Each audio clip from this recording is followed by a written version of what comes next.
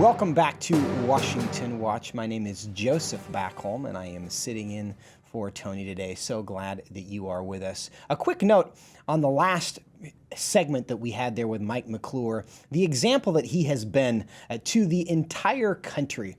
And I hope you saw in that interview really the confidence that he has, the peace he has. A lot of us are facing decisions in our lives about whether to do what we are told or do what we know is right. And the pressure to do what we are told is strong. But I hope his example makes it clear to you that you can do what is right as well. And when you do what is right, you see the examples of people who survive that. And not only survive it, you heard the testimony there of all the people who have come to the gospel, in large part because of his courage and example. And I hope that that will encourage and inspire you in whatever decisions you are currently facing in your life. Coming up next, a very interesting story, a shocking story, in fact, out of the state of Minnesota. A recent agreement between Minneapolis Public Schools and its teachers union states that if a teacher needs to be laid off, white teachers will be fired first.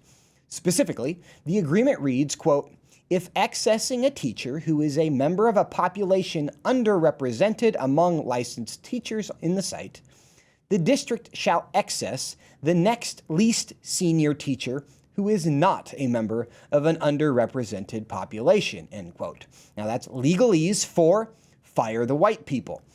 While this appears to violate multiple federal laws, an executive board member of the teachers union celebrated it, saying he hopes it can serve as a national model for retaining non-white teachers.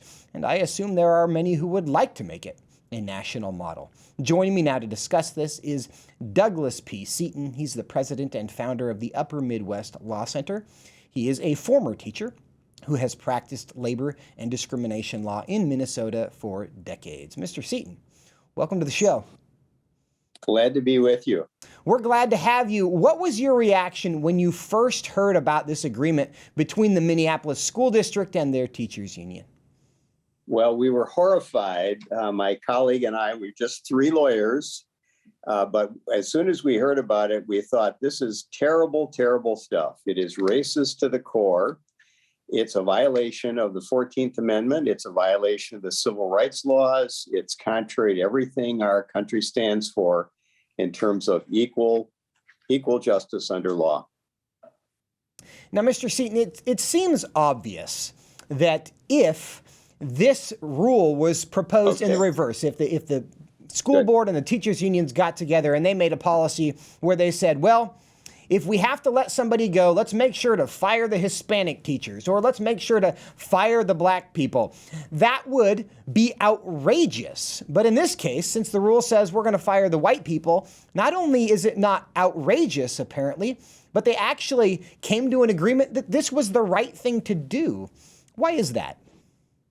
Well, it's very misguided, and we don't attack their motives. We know they intend the right thing in most cases, but as a matter of fact, this is simply racist. And as you say, if you did turnabout on this, everyone would understand how wrong it is, and it makes it no better that the races are flipped in this equation. Because our civil rights laws and the Equal Protection Act make no distinction between races. It's all races that must be treated equally. And we know that's the law. We're confident that there would be no sustaining this once we get to court. So this is a question of simply finding the right plaintiffs who are equally outraged about this, who are taxpayers or teachers in Minneapolis who are could be subject to this provision, and bringing that case in federal court. And we certainly intend to do that. There may be others joining us as well. Well, I think it's important for people to understand where this is coming from, because the left has proposed this oppressor and an oppressed dynamic where everybody fits into that one of those categories, and that happens based on their skin color.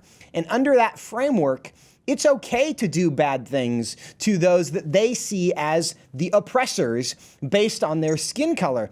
But Mike, tell us, what does the Constitution say about the government's ability to use skin color as a basis for firing someone? It says basically you cannot do it. You can't use a racial category for hiring and firing purposes. Now, the only exception to that is in the case of an actual employer who has a finding, a history of specific discrimination against a particular group.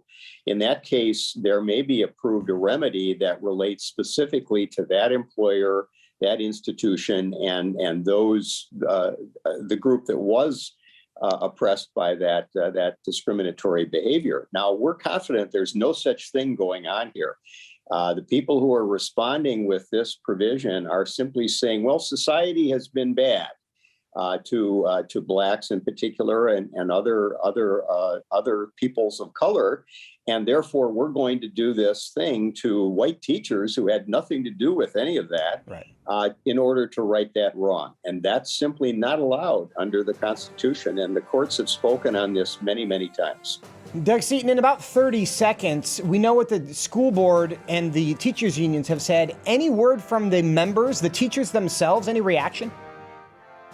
Well, I know we have had a blizzard of voicemails and emails and calls from those who are in Minneapolis who are outraged at this behavior and this practice. And we're reaching out to people to be sure we can identify who's in the best position to challenge it. We do know that many teachers are intimidated by what their teachers union is doing. You pointed out the terrible ideology they're opposing. Unfortunately, like I've got to cut you off because we are out of time. Thanks for being with us. Glad to be with you. Thank you for doing it.